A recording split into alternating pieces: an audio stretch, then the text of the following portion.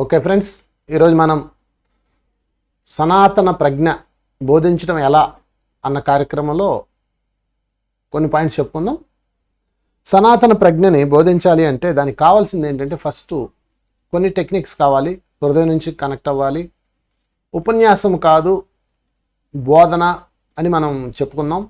ఈరోజు మనం బోధన ఏ విధంగా ప్రజెంట్ చేయాలి, ఎందుకంటే వజ్రము మట్టిలో ఉన్నంత వరకు అది రాయే, దాన్ని బయటికి తీసి షైనింగ్ చేసి దానిని మనము గ్లాసులో పెట్టి లైటింగ్ పెడితే అప్పుడు అది పెద్ద వాల్యూ. అదే కోహినూరు వజ్రం అయినా మట్టిలో ఉన్నంత వరకు అది రాయితోని సమానం. అలాగే మనలో ఉన్న ఆ జ్ఞానామృతాన్ని, పైనుంచి వస్తున్న విశ్వామృతాన్ని షైనప్ చేసి అందించాలి, లేకపోతే మట్టిలో ఉన్న వజ్రంలాగే ఉంటుంది. కనుక ఈ ప్రపంచానికి షైనింగే అట్రాక్ట్, కాబట్టి మనం షైన్ అవ్వాలి. అదే సనాతన ప్రజ్ఞా బోధన శిక్షణ. ఈరోజు మనం దానిలో మరిన్ని విశేషాలు తెలుసుకుందాం. ఈరోజు మరొక కొన్ని పాయింట్స్లోకి వెళ్దాం. 34వ పాయింట్ చెప్పుకుందాం. మీకు కొంచెం శక్తే ఉంటే తక్కువ సమయం మాత్రమే మాట్లాడండి.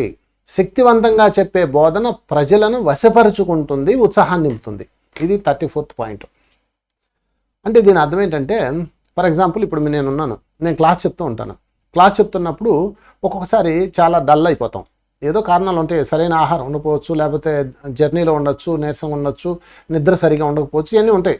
ప్రతి దానికి కొన్ని కారణాలు ఉంటాయి కదా. అప్పుడు మీరు ఏం చేయాలంటే మొత్తం పట్టి చెప్పేయకూడదు. ఒక అరగంట చెప్పగలిగారు, ఇంకా చాలు, నాకు రావట్లేదు, ఫోర్స్ రావట్లేదు, నీరసంగా ఉంది, లేకపోతే యాక్టివ్గా లేను అనుకున్నప్పుడు ఏం చేయాలంటే దాన్ని ఇంకా అక్కడితో ఆపేసి మీ ఎదురుగా ఉన్న వాళ్ళతో ధ్యానం చేయించాలి.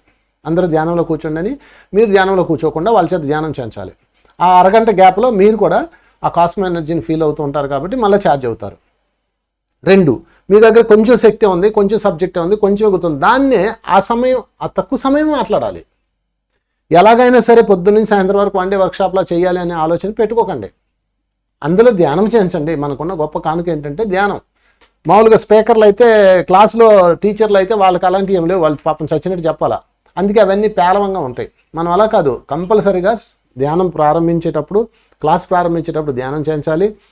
వీలైతే వన్ డే వర్క్షాప్ లాంటివి అయితే, అంటే దాదాపు 8 గంటల 7 గంటల క్లాస్ ఉంటుంది కాబట్టి మధ్యలో 1 గంట ధ్యానం చేయించాలి. మళ్ళీ లాస్ట్లో ముక్తాయింపు వెళ్ళేటప్పుడు ధ్యానం చేయించాలి. ఇవన్నీ కూడా ఇంపార్టెంట్.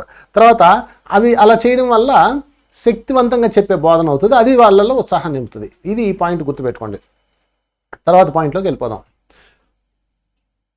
35, సరి అయిన విశ్రాంతి, ధ్యానం, ఆహారం, ఉల్లాసం.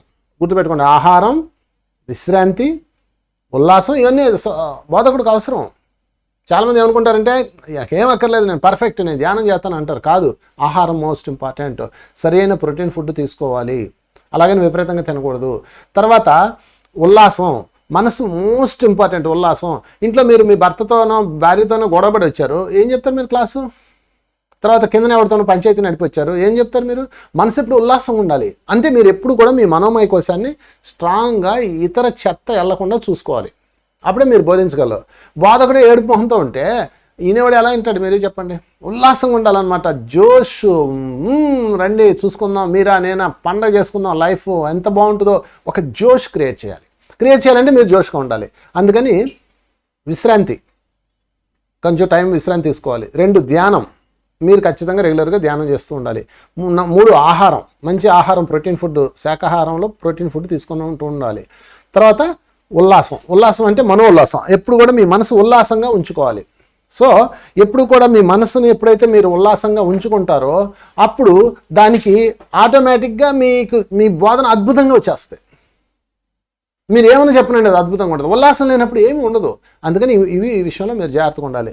తర్వాత 36 పాయింట్, ప్రజలు వేరువేరు స్థాయిలో ఉంటారని గుర్తుంచుకొని వేరువేరు స్థాయిలో బోధిస్తూ ఉండాలి.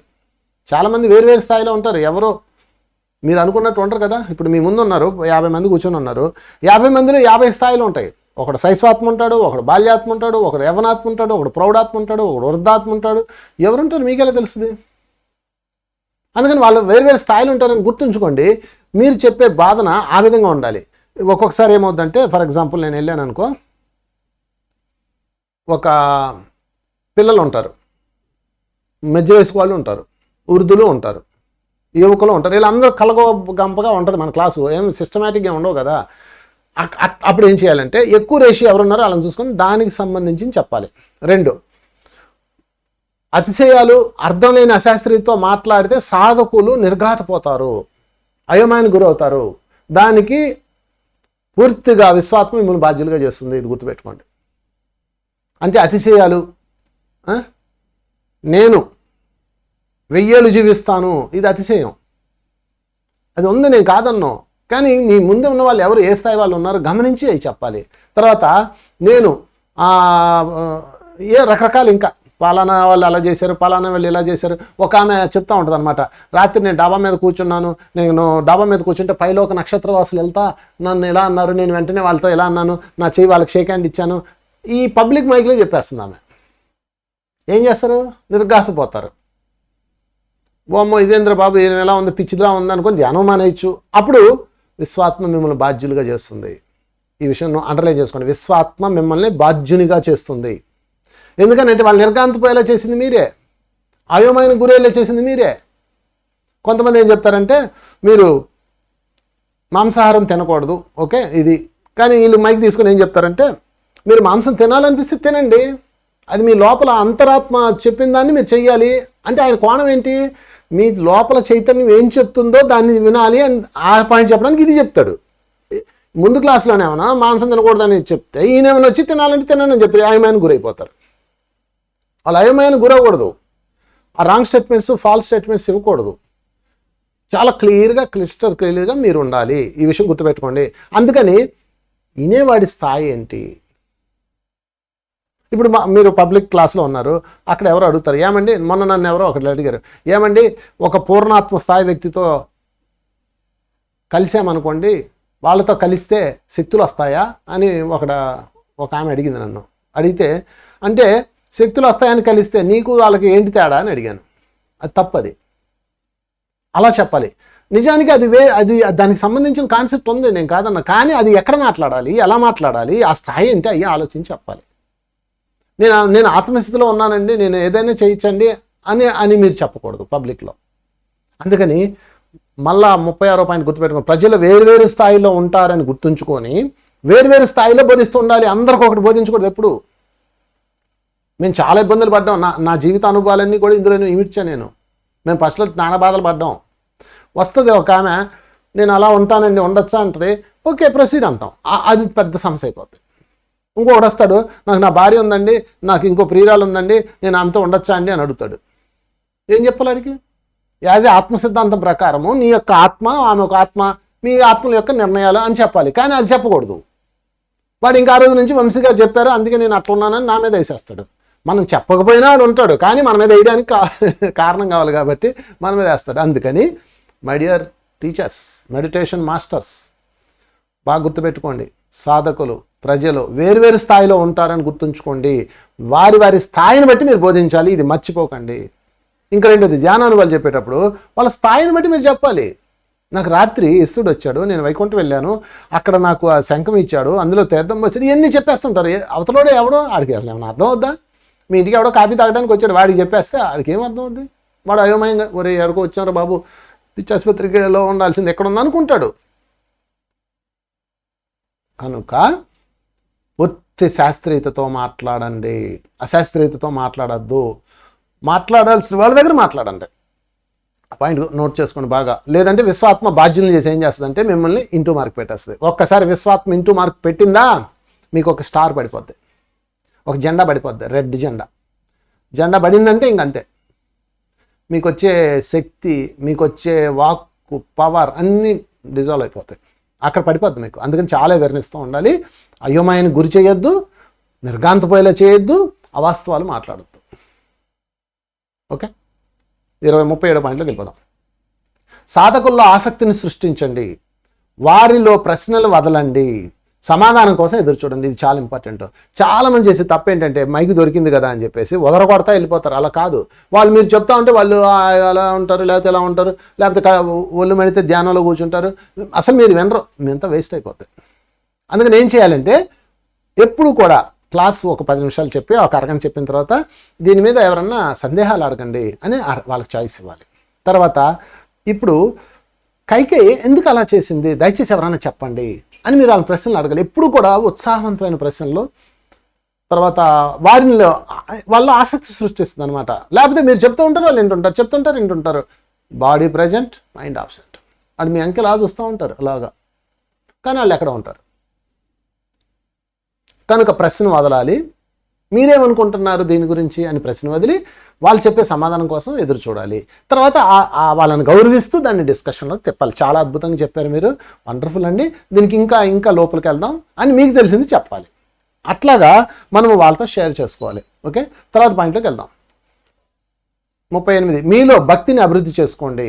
భక్తి అంటే అంకిత భావం. అది లేని వారు సరైన బోధకులు కాలేరు. టోర్కామ్ సెరెడ్రా గారు ఒత్తి చెప్తున్న పాయింట్స్ ఇవి. అద్భుతమైన మాస్టర్ ఆయన.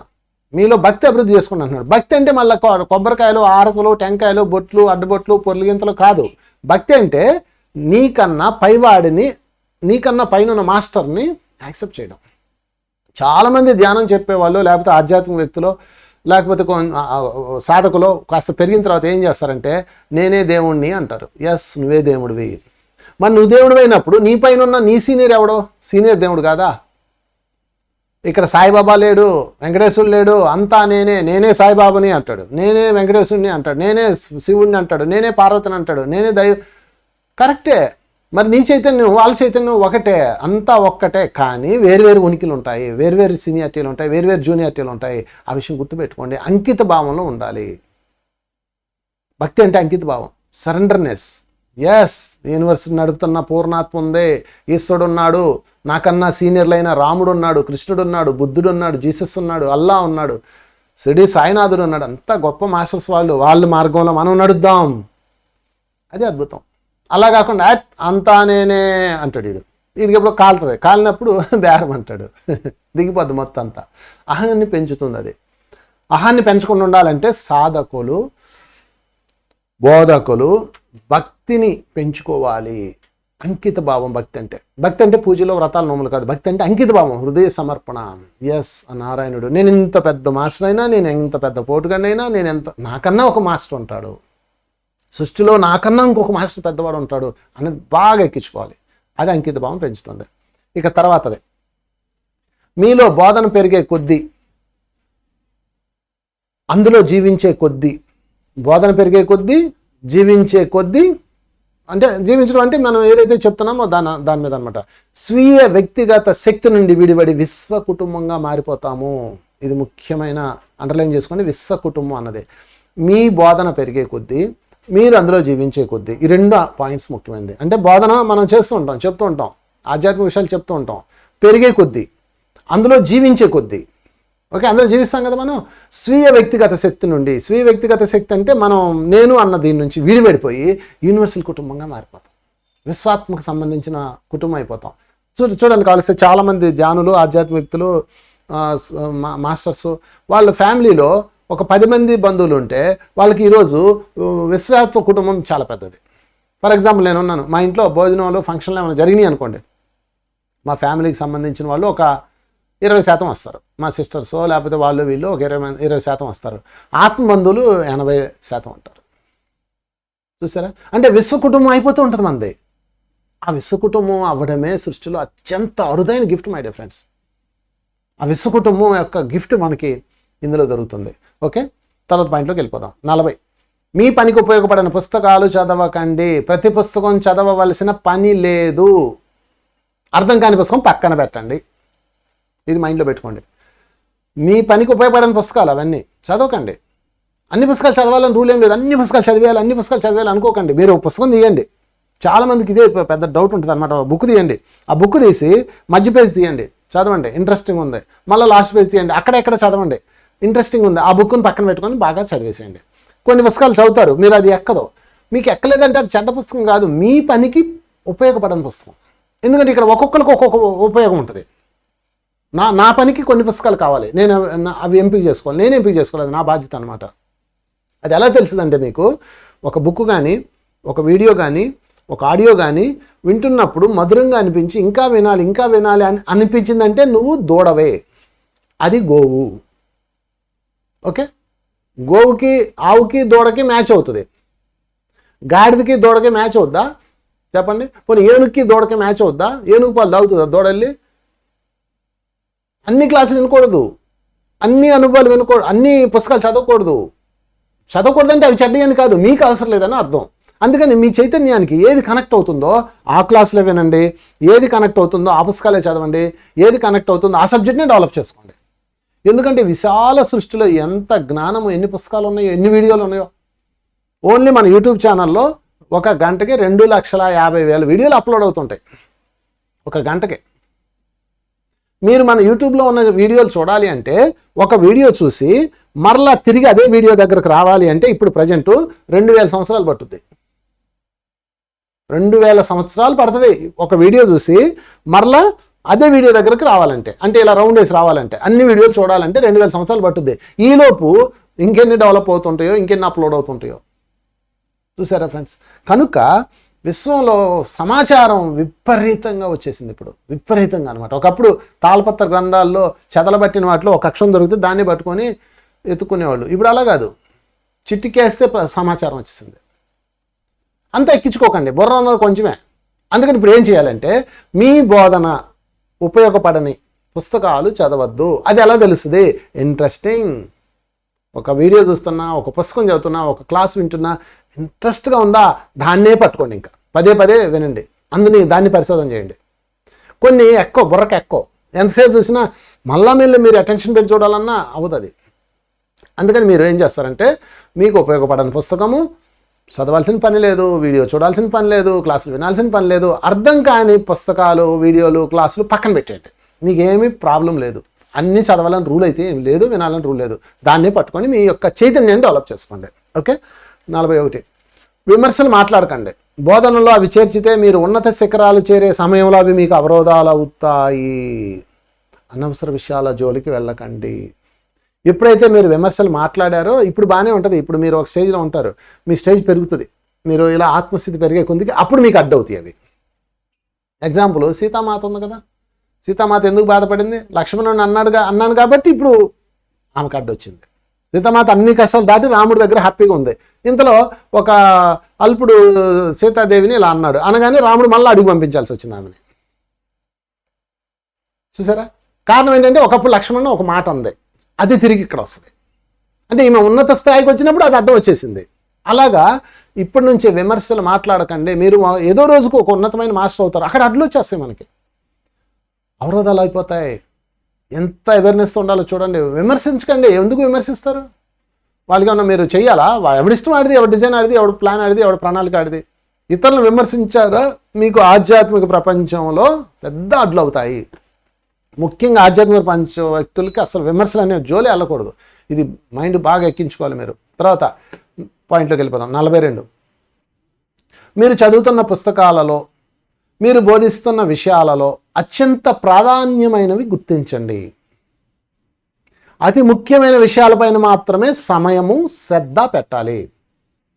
అనవసరమైన విషయాలతో కాలం గడపద్దు. సో ఇప్పుడు మీరు ఒక టాపిక్ చెప్తున్నారు. ఈ టాపిక్లో ఏంటంటే వచ్చాడు, దిగాడు, నడిచాడు, దూకాడు, వెళ్ళాడు, పట్టుకున్నాడు, అంతా అరగంట అయిపోయింది. ఇక్కడ ఇది 10 నిమిషాల్లో ఇది ముగించేశారు. అంటే మీరు ఇదంతా షార్ట్ వచ్చేసి దీన్ని ఫోకస్ చేయాలి.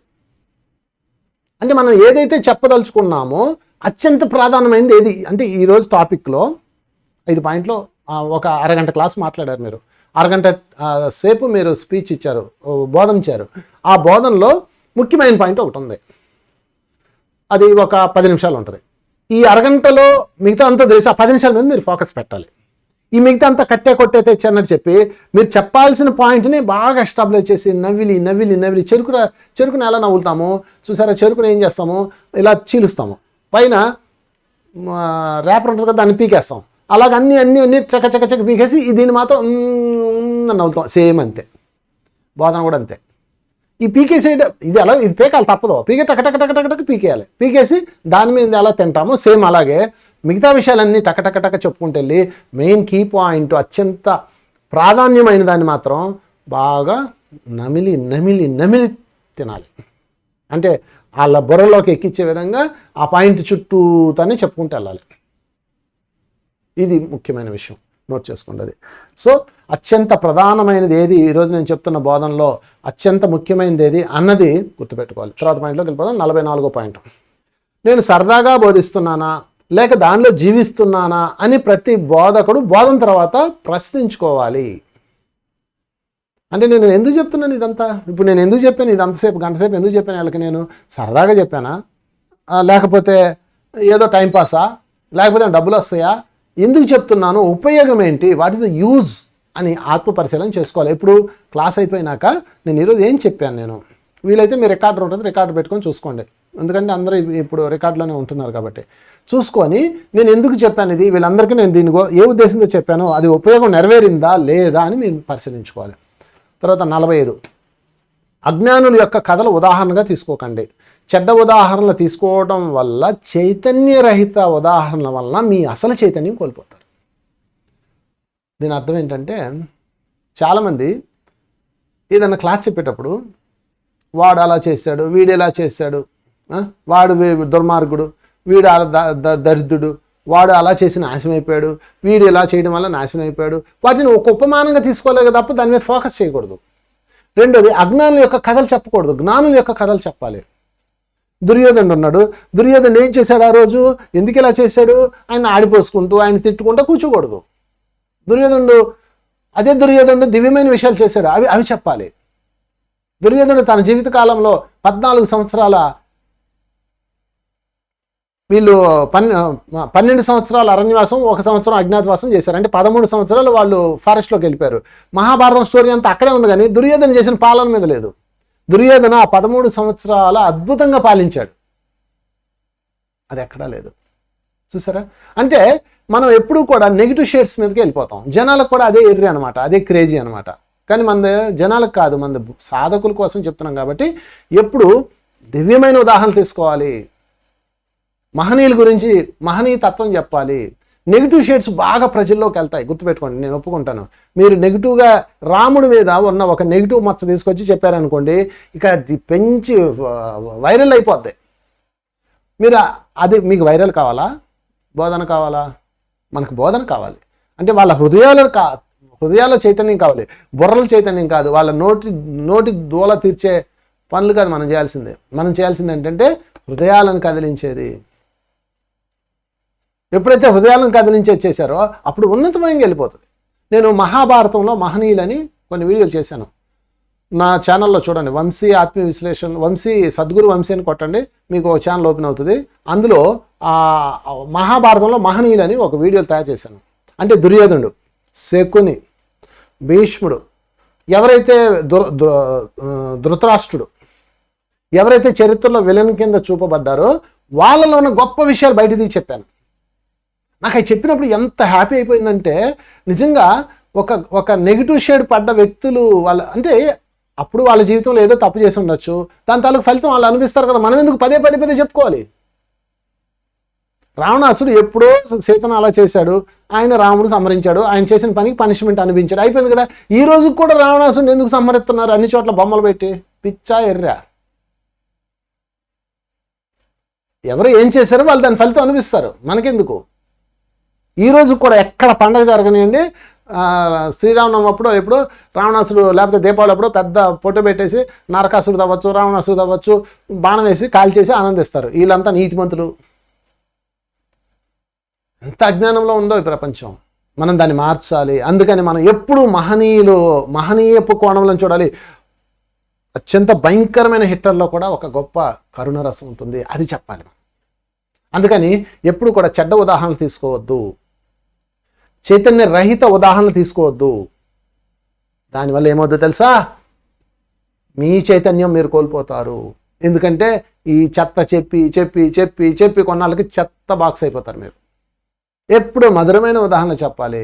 నేను మహాభారతంలో మహనీయులని శకుని మీద, ముఖ్యంగా దుర్యోధనుడికి ఒక దేవాలయం ఉంది. అది నేను చెప్తే నాకు ఎంతమంది ఫోన్ చేశారు తెలుసా? సార్ అసలు ఇప్పటి వరకు ఎవరు దుర్యోధనుడిని విలన్ కింద చూపించారు, కానీ ఆయనలో ఉన్న గొప్పతనం, ఆయనలో ఉన్న కళాత్మకము, ఆయనలో ఉన్న ప్రేమతత్వము. ఓ చిలకన గురుగారు పంజర బాణంతో కొట్టమంటాడు, నేను కొట్టనంటాడు. దాన్ని ఎందుకండి పక్షిని కొట్టాలి, అదేం చేసింది అంటాడు. అంత గొప్ప కరుణామూర్తి. మరి ఎన్ని ఎందుకు జరిగినాయంటే అక్కడ మనం లేము, ఆ దేశకాలం మన పరిస్థితుల్లో ఏవో చేసుకుని ఉంటారు, మనకు సంబంధం లేదు. వాళ్ళల్లో ఉన్న దివ్యత్వాన్ని వెలికి తీయాలి. అది చెప్పినప్పుడు ఎంతమంది నాకు ఫోన్ చేసి అసలు ఎలా వచ్చింది మీకు ఐడియా, ఎలా చెప్పారండి అన్నారు. అది అంటే అప్పుడేమైంది, నా చైతన్యం వికసించింది, సౌందర్యంగా మారిపోయింది. నెగిటివ్లు చెప్పి వాడి మీద ఇలాంటోడు వీడు అలాంటోడు అని చెడ్డ ఉదాహరణలో, చెడ్డ చైతన్యపు కథలో, అజ్ఞానపు సంఘటనలో చెప్పారనుకోండి, ఏమవుతుంది? మీరు 1 కేజీ ఎండు చేపలు తెచ్చి అందరికీ పంచారు, ఏమొస్తుంది మీ దగ్గర ఎండు చేపల గబ్బు, తీసుకున్న వాళ్ళ దగ్గర ఎండు చేపల గబ్బు. అదే మీరు సుగంధ పరిమళాలు వచ్చే గులాబీ పూలు, సంపెంగ పూలు తెచ్చి మీ దగ్గర పెట్టుకుని, మీ తట్టలో పెట్టుకుని అందరూ పంచారనుకోండి, ఏ సుగంధం వస్తుంది మీ దగ్గర? అంతే. కనుక ఎప్పుడు కూడా అజ్ఞానులు కథలు, అజ్ఞానులు ఉదాహరణలు, చెడ్డ ఉదాహరణలు, చైతన్యరహిత ఎగ్జాంపుల్స్ అస్సలు చెప్పకండి. తద్వారా మీరు చైతన్యం కోల్పోవలసి ఉంటుంది. ఇది సాధకుడు, బోధకుడు, ముఖ్యంగా బోధకుడు నోట్ చేసుకోవాల్సిన పాయింట్. ఓకే, తర్వాత పాయింట్లోకి వెళ్ళిపోదాం. 46, మీ జీవిత విధానం సాధకులపై ప్రభావితం చూపిస్తుంది. మీ శరీర రక్త ప్రసరణ కంటే మీ మనోప్రసరణ చాలా శక్తివంతమైనది. మీ జీవితమే ఒక సందేశం అన్న విషయం గుర్తుంచుకోండి ఫ్రెండ్స్, చాలా ఇంపార్టెంట్ ఇది కూడా. మీ జీవితం ఒక సందేశం. వెంగమాంబ తిరుమల వెంకటేశ్వర స్వామి అత్యంత ప్రియ భక్తురాలు. ఆమె పెళ్లి చేసుకొని భర్త పెళ్లి చేశారు ఒక బలవంతంగా. అయినా సరే ఆమె శ్రీవారితోనే ఉంటూ ఆ కీర్తనలోనే ఉంటూ ఉండేది. సరే, మొత్తం మీద అతను చనిపోయాడు. ఆమెకి గుండు గీంచి విధరాలం చేయాలన్నారు. లేదు నా శ్రీవారు బతికే ఉన్నాడు, నేనెందుకు గుండు చేయించుకోవాలి, అసలు ఆడదానికి అలాంటివి చేయొద్దని చెప్పి ఆ రోజున వ్యతిరేకత ఉంది. ఆమెని జుట్టుపట్టి లాక్కొచ్చి కొట్టిన సంఘటనలు ఉన్నాయి. అయినా సరే ఎవరిని నిందించలేదు, మాట్లాడలేదు. ఆ మౌనంగానే మౌనం భరించింది. తర్వాత ఆమెని తిరుమల వచ్చేసింది. తిరుమలలో ఆమె మీద ఎంగిలి విస్తరలు ఇసిరేసేవాళ్ళు తోటి పూజారులు. అయినా సరే ఆమె మౌనంగా ఉండేది. వెళ్ళిపోయి తుమ్మూరు తీర్థంలో సాధన చేసుకుంది. అక్కడ కూడా ఆమెను బాగా వేధించారు. ఇంక ఎటు వెళ్లకుండా ఇంట్లో ఉంటే శ్రీవారి రథం ఆమె ఇంటికి ముందుకు వచ్చింది. ఇలా ఎన్నెన్నో ఉదాహరణలు ఉన్నాయి. ఈరోజు తిరుమల వెంకటేశ్వర టెంపుల్ దగ్గర తరిగొండ వెంగమాంబ నిత్యాన్నదానం అని ఎంత పెద్ద పేరు పెట్టారు చూడండి, బోర్డు పెట్టారు. చరిత్రలో ఎవరు మిగిలారు? ఆమె కదా మిగిలింది. అందుకని ఈరోజు ఆమె యొక్క జీవితము ఒక పాఠమైంది కదా.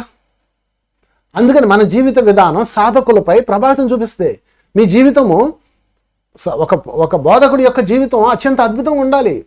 ఇక్కడేమో స్టేజ్ మీద ఏమో అద్భుతంగా మాట్లాడి కింద దిగిన తర్వాత వాడాలట్టాడు, వీడిలట్టాడు, వాడు మంచోడు కదా అని రాజకీయాలు చేస్తూ, అజ్ఞాన పనులు చేస్తూ, విమర్శలు చేస్తుంటే నిలబడదు మీ శక్తి. అందుకని మీ జీవిత విధానం, మీ జీవించే విధానం అందరు ఫోకస్ అవుతుంది. చాలా జాగ్రత్తగా అవేర్నెస్తో ఉండాలి, చాలా డిగ్నిటీగా ఉండాలి. అది గుర్తుపెట్టుకోండి. కనుక మీ మనోప్రసరణ, రక్త ప్రసరణ కన్నా, బోధకుడికి రక్త ప్రసరణ కన్నా మనోప్రసరణ ముఖ్యమైనది. రక్త ప్రసరణ ఆటోమేటిక్, మనోప్రసరణ మీ చేతిలో ఉంటుంది. అందుకని మనోప్రసరణ చాలా పవర్ఫుల్గా ఉంచుకోవాలి. మనోప్రసరణ అంటే మన మనోమయ కోసం. స్టేజ్ మీద అన్లైటెడ్గా ఉండాలి, స్టేజ్ కింద అన్లైటెడ్గా ఉండాలి. నేను ఎంతమందిని చూస్తానో స్టేజ్ మీద ఎంత అద్భుతంగా మాట్లాడతారో, కిందకు వచ్చాక అదంతా మాయమైపోతుంది, ఎన్లైటన్మెంట్ ఉండదు. అంటే వాళ్ళ మనోప్రసరణ నాశనం అయిపోయింది. మీరు అలా కాకండి, మనందరం దాన్ని పాటించాలి. కనుక మన మనోప్రసరణ చాలా శక్తివంతంగా ఉంచుకోవాలి. ఎందుకంటే మన జీవితమే ఒక సందేశం. మీరు నోటితో చెప్పేది 10% అయితే మీ జీవితాన్ని చూసి 100 మంది తయారవుతారు. ఇంతకుముందు ఎలా ఉండేది, రాక్షసులా ఉండేది, ఈరోజు ఎట్లా ఉంది, ఆమె అద్భుతంగా మారిపోయింది, ధ్యానం యొక్క గొప్పతనం అని ఒక సందేశం వెళ్ళిపోతుంది. కనుక స్టేజ్ మీద ఎన్లైటన్మెంట్ కాదు, స్టేజ్ కింద కూడా ఎన్లైటన్మెంట్. ఇది బాగా గుర్తుపెట్టుకోవాలి. తర్వాత పాయింట్లోకి వెళ్ళిపోదాం. 47, చైతన్యాన్ని విస్తరింప చేసుకున్న వారు మాత్రమే ఉత్తమ ఉపదేశకులుగా మారుతారు, లేదా కాంతి, ప్రేమ, సౌందర్య సేవకులుగా మారుతారు. అంటే ఇక్కడ ముఖ్యమైన విషయం ఏంటంటే, పైన చెప్పిన పాయింట్ ఇది కూడా, చైతన్యాన్ని విస్తరింప చేసుకున్నవారు. చైతన్యాన్ని విస్తరింప చేసుకోవడం అంటే అర్థం ఏంటి? చైతన్యాన్ని విస్తరింప చేసుకున్నవారు మాత్రమే, చైతన్యాన్ని విస్తరింప చేసుకున్నవారు మాత్రమే ఉత్తమ ఉపదేశకులుగా మారుతారు, లేదా కాంతి, ప్రేమ, సౌందర్య సేవకులుగా మారుతారు. 47వ పాయింట్ ఇది. చైతన్యాన్ని ఎవరు విస్తరింప చేసుకున్నారో అంటే అర్థం ఏంటంటే ఎన్లైటన్మెంట్. ఎవరైతే ఎన్లైటన్మెంట్కి ఉన్నారో వాళ్ళు ఉత్తమ ఉపదేశకులు. ఫ్రెండ్స్ బాగా గుర్తుపెట్టుకోండి, మీరు ఎన్లైటన్మెంట్ అవ్వకపోతే మీరు పేలవంగా మారిపోతారు. మాట్లాడతారు, గంటలు గంటలు చెప్పొచ్చు, 1 డే వర్క్షాప్ చెప్పొచ్చు, 4 రోజులు క్లాసులు చెప్పేయచ్చు, నో యూస్. ఎవడ హృదయాలకు ఆ విచారం. మీ చైతన్యం, మీ ఎన్లైటన్మెంట్, మన ఎన్లైటన్మెంట్ ఎప్పుడైతే పెరుగుతూ వెళ్ళిందో, అంటే మన చైతన్యం అన్న ఎన్లైటన్మెంట్ ఒకటే పెరుగుతూ వెళ్ళిందో, అప్పుడు వారు ఉత్తమ ఉపదేశకులు అవుతారు. వాళ్ళు ఒక్క మాట మాట్లాడినండి, వాళ్ళ హృదయంలోకి వెళ్ళిపోతుంది, ఒక్క మాటే. అందుకని అది కాంతి, ప్రేమ, సౌందర్యం, అద్భుతాలు. ఇంకా మీరు చెప్పక్కర్లా. మీరు మీ మాట, ఒక్క మాట, మీ చూపు, మీ స్పర్శ, మీ ఆలోచన కూడా సాధకుల్లో తరంగాలు సృష్టిస్తుంది మై డియర్ ఫ్రెండ్స్. అది మీరు సొంతం చేసుకోవాలంటే సింపుల్, చైతన్యాన్ని విస్తారం చేసుకోండి. ప్రతి బోధకుడు యొక్క చైతన్యం విశ్వవ్యాప్తం అవ్వాలంటే ఎన్లైటన్మెంట్ ఉండాలి. ఎన్లైటన్మెంట్ అవ్వాలంటే ఏం చేయాలి మీకు తెలుసు కదా. ఎన్లైటన్మెంట్ క్లాసులు వినండి, బాగా ఎన్లైటన్మెంట్ అవ్వాలి. సరి అయిన మాటలు, సరి అయిన ఆలోచనలు, సరి అయిన చూపులు, నో కంప్లైంట్, నో జడ్జిమెంట్. ఎప్పుడు ఎవరి మీద కంప్లైంట్ చెప్పకండి, నోట్లోంచి ఒక్క కంప్లైంట్ రాకూడదు. ఎవరిని జడ్జి చేయకూడదు, నువ్వు అలాగా ఇలాగా అని జడ్జి చేయకూడదు. No peeping into others life, ఇతరుల జీవితాల్లో తొంగి చూడకూడదు. చాలా ముఖ్యం ఇది. ఎవరి జీవితం వాళ్ళది, ఎవరి ఇష్టం వాళ్ళది. మీరు ఎందుకు తొంగి చూస్తారు? మనం తొంగి చూడకూడదు.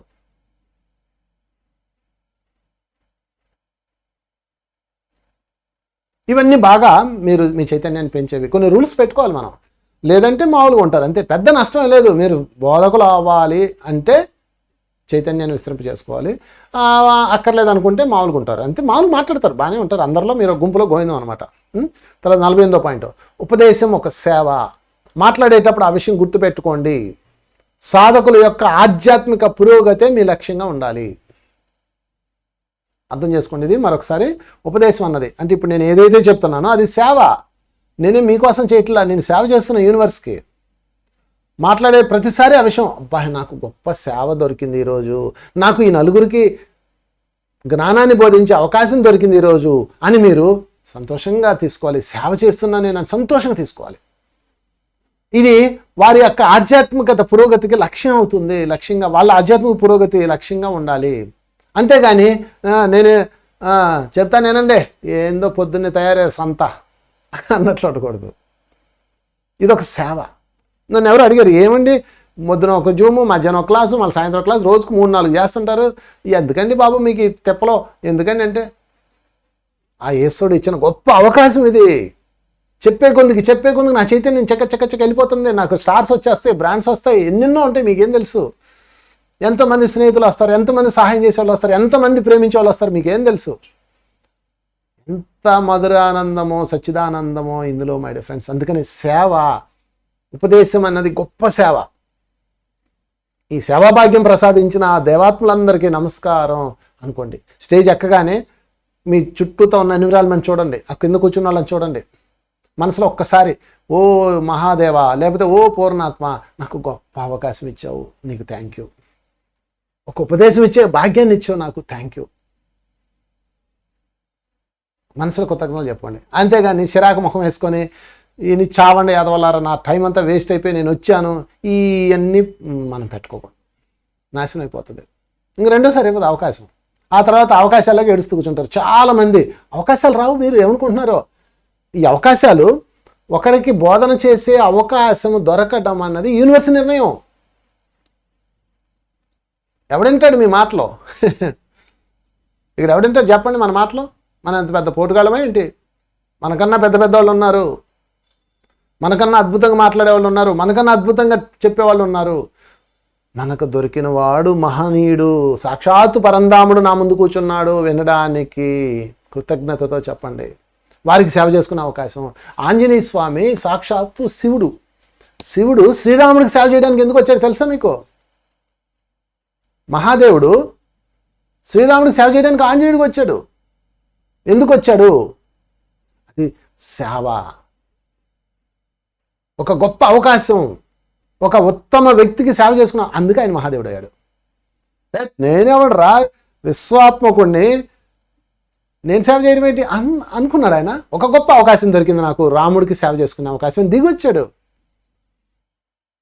కనుక ఫ్రెండ్స్, క్లాస్ చెప్పడం, ధ్యానం చెప్పడం, ధ్యాన ప్రచారం చేయడం, శాఖాహార ర్యాలీలు చేయడం, పిరమిడ్లు కట్టడం, పుస్తకాలు పంచడం, నలుగురికి అన్నదానం చేయడం, అన్నీ మనకి విశ్వాత్మ చేత ఇవ్వబడ్డ గొప్ప సేవగా భావించండి, పనిగా భావించకండి. పనిగా భావించారా లాభ నష్టాల మీద దృష్టి వెళ్తుంది. సేవలో లాభ నష్టాలు ఉండవు. పని అనగానే ప్రాఫిట్ మైండ్ వచ్చేస్తుంది. నేను ఇవాళ చేశాను, నాకేంటి లాభం, ఇంత దూరం వచ్చాను, నాకేంటి డబ్బులు ఇవ్వలేదు, లేకపోతే వీళ్ళు నన్ను పట్టించుకోలేదు, వీళ్ళు నాకు స్టేజ్ మీద సన్మానం చేయలేదు, ఎన్ని వచ్చేస్తాయి. ఎన్ని గొడవలో ఇలాంటివి నాకు తెలుసు. పట్టించుకోలేదని, లేకపోతే షాలు కప్పలేదని ఎన్నెన్నో వస్తాయి. ఏమి కాదు, విశ్వాత్మ ఇచ్చిన గొప్ప సేవ. దీని తాలూకు ఫలితం విశ్వాత్మ ఇస్తాడు. వీళ్ళు ఇచ్చేది ఏంది? చిల్లర. మీరు చిల్లర ఏరుకోకండి. నన్ను పట్టించుకోలేదు, నాకు షాలు కప్పలేదు, నన్ను కనీసం పిలవలేదు, నాకు భోజనం పెట్టలేదు, నేను ఇంత చేస్తే నాకు కనీసం ట్రావెలింగ్ ఖర్చులు ఇవ్వలేదు, ఎన్ని వచ్చేస్తాయి మీకు పెరిగే కొందికి. అన్నిటిని నరికి పారేయాలి. ఎందుకంటే నాకు ఇచ్చిన గొప్ప అవకాశం వాడి కాళ్ళకు దండం. దీని ఫలితము, దీని యొక్క బెనిఫిట్ విశ్వాత్మకుడు ఇస్తాడు. మీరు ఇల్లు ఇచ్చింది ఏమీ లేదు, మీకు పనికిరాదు. వాడిస్తాడు. ఏ రూట్లో ఇవ్వాలో ఆ రూట్లో ఇస్తాడు. కనుక ఇది ఒక గొప్ప సేవగా భావించండి. 49వ పాయింట్, మీరు చెప్పదలుచుకున్న ఉపదేశాన్ని వివిధ భాగాలుగా విభజించి దానిని అనుసరించి మాత్రమే మాట్లాడండి. ముఖ్యమైన మరొక పాయింట్ ఇది.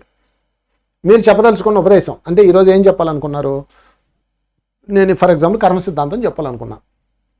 కర్మ సిద్ధాంతంలో 3 విభాగాలు ఉంటాయి. సంచిత కర్మలు, ప్రారంభ కర్మలు, ఆగామి కర్మలు 3 ఉన్నాయి. ఈ 3టిని విభజించేయాలి. 3 పాయింట్స్. సో ఫ్రెండ్స్, ఈరోజు మనం కర్మ సిద్ధాంతం మీద చెప్పుకుందాం. అందులో మొదటిది సంచిత కర్మలు, 2 ప్రారంభ కర్మలు, 3 ఆగామి కర్మలు అని 3 చెప్పేసి దానిని అనుసరించే చెప్పాలి. మళ్ళా సంచిత కర్మలు పాయింట్ నెంబర్ 1, సంచిత కర్మలకు సంబంధించిన టాపికే చెప్పాలి. సంచిత కర్మలకి మధ్య మధ్యలో ఎగ్జాంపుల్ చెప్తాము, కథలు చెప్తాము. ఈ సంచిత కర్మల టాపిక్లోనే ఉండాలి. మళ్ళీ దీన్ని వదిలేసి ఎక్కడికో వెళ్ళిపోకూడదు. చాలామంది ఉపన్యాసకులు అయ్యేది ఇక్కడే. బోధకుల నుంచి ఉపన్యాసకులు దిగజారిపోయేది ఇక్కడే. వాళ్ళు ఏం మాట్లాడతారో కూడా తెలియదు. ఒక టాపిక్ ఎత్తుకుంటాడు, అటు పోతాడు, ఇటు వస్తాడు, ఇటు పోతాడు, అడవిలోకి పోతాడు, ఎన్నెలు అంటాడు, భూమి అంటాడు, భూతాళం అంటాడు, పైతాళం అంటాడు. వాడి బుర్రకి ఏది వస్తే వెళ్ళిపోతుంటుంది.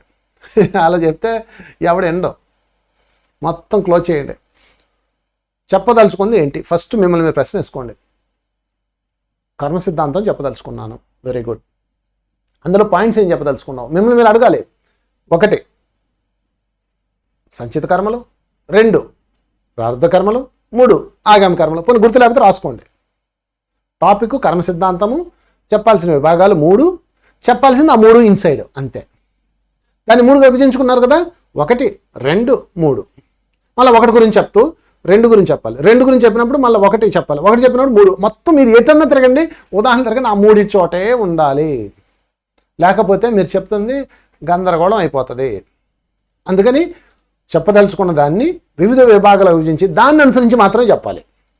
ఎక్కడో మొదలుపెట్టి ఎక్కడికో వెళ్ళకండి. చాలామంది చాలా స్పీకర్స్ చేసే పెద్ద తప్పు ఇదే. ఎక్కడ మొదలెట్టారో తెలియదు, ఎక్కడికి వెళ్ళేదో తెలియదు. మీరు అనుకుంటున్నారు అది వింటారు అనుకున్నారు ఏంటి? మీ ముందు వినరు. అందుకని నలిపి నలిపి నలిపి నలిపి ఆ 3 తిరగాలి మీరు. అందుకే 3 లేక 4 లేక 10 లేక 12 అంత కొన్ని పాయింట్స్ పెట్టుకోవాలి. బాగా సీనియర్లు అనుకుంటే ఎక్కువ పాయింట్స్ పెట్టుకోవచ్చు మీ దగ్గర ఉన్న వాళ్ళు. ఏది ఏమైనా మీరు ఏ టాపిక్స్ చెప్తున్నారో దానిలోనే తిరగాలి. రామాయణం చెప్తున్నాను, ఆ రామాయణంలో ఉన్న కట్టె కొట్టే తెచ్చా, కట్టె రాముడు వారిది కట్టె, కొట్టె రావణాసుని కొట్టె, తెచ్చా సీతమ్మ తెచ్చా, ఈ 3 మీద చెప్పాలి.